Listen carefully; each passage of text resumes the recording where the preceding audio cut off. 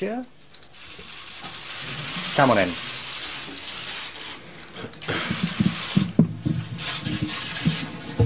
Добрый вечер. Good evening. This has been a long day. We have had talks with the State Secretary of the U.S., Rex Tillerson. Right now we have had a long conversation with President Vladimir Putin of Russia. It has lasted for more than 2 hours. The negotiations have proved to be substantial and very frank. They have comprised the whole gamut of issues of importance to our bilateral relations as well as our interaction in the international arena. We have taken note of the fact that the current state of our relations as well as the international situation as a whole are not the most calm ones. There are certain issues that have been inherited, so to speak, as time bombs from the previous administration, the Obama administration. We are being realistic, and we do understand that in order to overcome these obstacles, we have to make efforts, and we seek to do that. We understand that our American counterparts are going to move towards us as well, and our president has reaffirmed попытки помешать нашему сотрудничеству, we see that attempts at preventing our cooperation, there are even attempts at escalating the confrontation, but we do not believe that this is an astute approach. We do understand that if Moscow and Washington cooperate, this is for the benefit not just of our nation, but also for the sake of the whole world. We have reaffirmed that we both seek to fight without any compromise the international terrorism. This issue has been raised by our presidents in the course of their telephone conversations, including their telephone conversation on April the 4th in the night when President Trump called President Putin in order to express his condolences on the terrorist attack that has taken place in St. Petersburg and the context of fighting international terrorism. We have talked about Syria, of course. We have touched upon the incident that took place after April the 4th, when in the environs of we obviously paid a lot of attention to Syria, and we obviously spent some time discussing the incident of the 4th of April, the Idlib incident, the place where chemical substances were used, and then the subsequent U.S. missile strikes on the 7th of April. We, as you know, have put our point of view on a number of points, and we have insisted that today that we have a very thorough investigation of all that. The Russian Federation has said that what we want to do is to apply to the OPCW in Hague, so that they have the full competences to initiate such an investigation. And we have drawn attention also to the letter which has been sent to Syria and the UN about the ban on chemical weapons, to make sure that they give permission to the investigators to carry out an impartial, unbiased investigation in Idlib and also at the airfield which underwent the attack. Mr. Tillerson supports this kind of investigation, and he said that the powers will be triggered immediately in order to do that. We shall attempt in the Security Council to approve a memorandum which will not be so much about the investigation as to try and fix and identify the culprits. So we don't want to impose any kind of line on anyone, but we want an honest investigation of the affair. We also very thoroughly discussed the situation with regard to our air forces with the US-led coalition and the Russian forces, and we talked about the deconfliction memorandum during the operations in Syria. You know that this was halted, but President Putin confirmed our determination to put it on track again, confirming that the main aim, of course, is between these forces of the coalition and the Russian forces is to combat Jabhat al-Nusra and other terrorist organizations, and ISIL, of course. The publicly publicized intention of both Russia and America remains in place, not to interfere in the internal affairs of the country, and we trust that countries in the region should not repeat this kind of incident, particularly the countries of the Middle East. We confirmed once again our overall determination to rout ISIL. That remains in force between us, and this was today confirmed fully. Apart from fighting terrorism in Syria and the region in general, we have a common interest to make sure that we get a political settlement of this very acute crisis in Syria. Russia, over the past years, has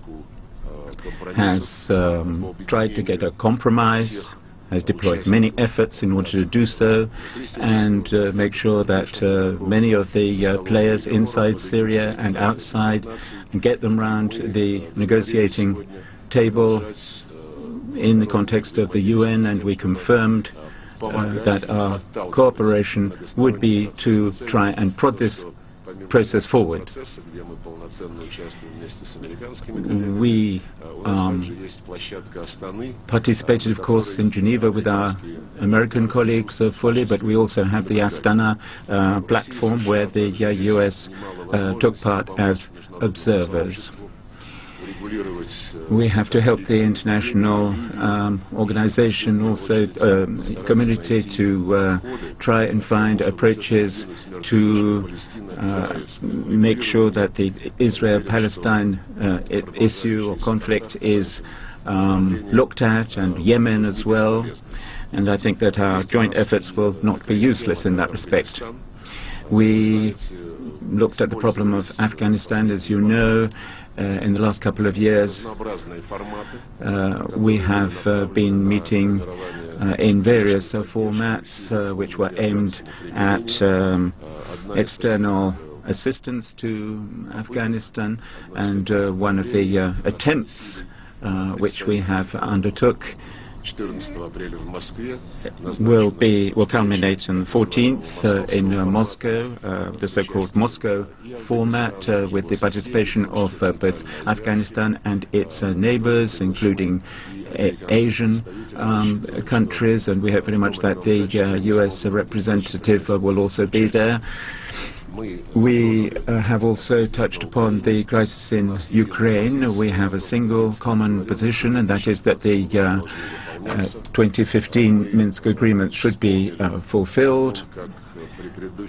And we remembered how the previous administration of the US had established a two-way channel of communication between Moscow and Washington, and we have also worked, of course, within the format of the Normandy arrangement, and we undertook to continue contacts in that format in order to find practical ways forward to fulfill the Minsk agreement. So we applaud such efforts, and of course we are fully in favor of them. Russia and the US are particularly committed to trying to find solutions to other problems and try and to avoid confrontation in Korea, the Korean Peninsula, and to start a negotiation process in order to settle the question of stabilizing the Korean Peninsula through political and diplomatic efforts. We are particularly concerned, of course, about the regional and global military political build-up. We need negotiations about strategic reductions, where we do have agreements between our two countries about that, but there has been a pause in this process for objective reasons, and that caused by the White House, and we believe that it is very important to continue to work on this arms reduction and work very businesslike, in a businesslike way, efficiently, and we agreed on that. We mentioned the situation with regard to our economic relations, and we sympathize with American business to avert the negative process at the moment and increase contacts for both objective and subjective reasons. This has happened. We fully support the business communities in both countries, and we hope very much that direct contacts can be established on both sides. One more agreement, we agreed to nominate special representatives from the MFA and the State Department, so that without too much emotion we could look together at the irritants which have dogged our relations over the last couple of years, particularly under the administration of President Obama. I think that if both sides apply a pragmatic approach, this will yield results, and it will go to make our relations much more healthy. We understand that in our relations there is certain discomfort, and of course that is vitiated by the technology progress, particularly the virtual world and the cyber science, and some people are clearly abusing these possibilities provided by modern technology and trying to use them for very illegitimate political ends. I think that both the US and Russia, in those both countries, there are a number of sensible, reasonable people who can weed out the ground, and in the interests of our peoples, we can overcome this problem. This at least is my sensation from the talks, my feeling. Despite all the rather deep-rooted problems, and some which have been artificially created, I think there is a great potential for work in the future. We have an open and frank dialogue with the US on many issues, and we have to make sure that that works, and it is directed at the reciprocal interests of both countries. We obviously hope reciprocity from the US, and I'm absolutely sure that today's meetings, the many hours we spent with Rex Tillerson together and with the President of the Russian Federation were not spent in vain. We understand each other better after what we've done today, and I hope very much that these contacts will be continued directly between us, and also through those people who cooperate and other agencies of the US and the government of the Russian Federation. Thank you.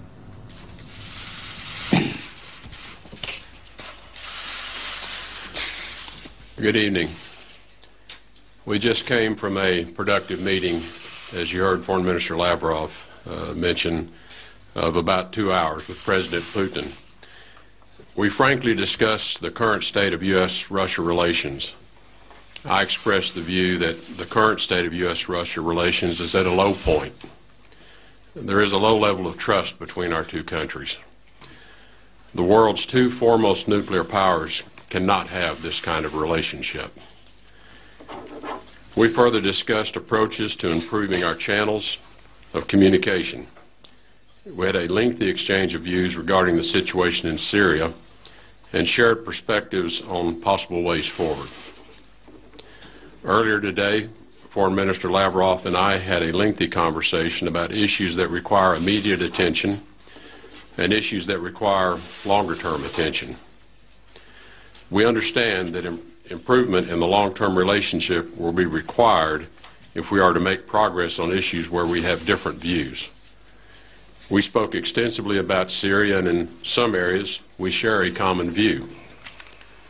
Specifically, we both believe in a unified and stable Syria, and we agree we want to deny a safe haven for terrorists who want to attack both of our countries.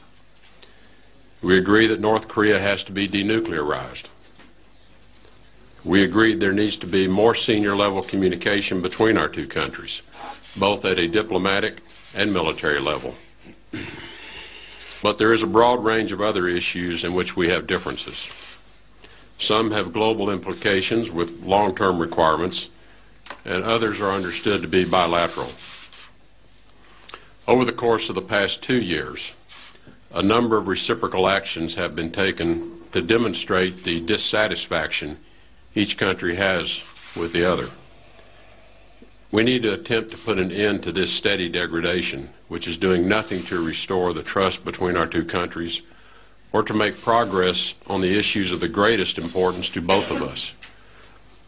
We've agreed to establish a working group to address smaller issues and make progress towards stabilizing the relationship so that we can then address the more serious problems.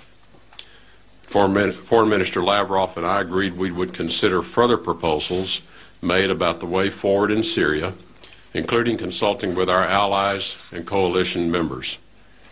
And we will continue discussions about how to find a solution to the Syrian conflict. We also discussed current threats posed by the North Korea's regime's ongoing development of their nuclear program, and the constructive role Russia can play in encouraging the regime in North Korea to change its course so that we can create the conditions for talks regarding the future. On Minsk, we consider the importance of the accord. Russia can make progress in the implementation by de-escalating violence and taking steps to withdraw separatist armed forces and heavy weapons so that OSCE observers can fulfill their role. Until full progress is made under the Minsk Accords, the situation in Ukraine will remain an obstacle to improvement in relations between the U.S. and Russia. I thank the Foreign Minister for a productive round of discussions, and I look forward to future conversations. Thank you. Colleagues, now we will go over to questions on channel Russia 24. Russia 24. And my first question is to Mr. Tillerson. We have heard from Washington not only contradictory but also aggressive statements. I mean, Mr. Trump, who has called Assad an animal, and from the White House, Sean Spicer, who said that Hitler hadn't used chemical weapons. How does that actually fit in with American diplomacy, and when will the rhetoric change? Well, I think the perspective from the United States, supported by the facts that we have, are conclusive, that the recent chemical weapons attack carried out in Syria was planned, and it was directed and executed by Syrian regime forces, and we're quite confident of that. This is just the latest in a series of the use of chemical weapons by the Assad regime. and notwithstanding their use on more than 50 occasions of chlorine bombs and cluster bombs and other types of weapons that are intended to maim and kill in the most horrific ways. So I think the characterization is one that President Assad has brought upon himself.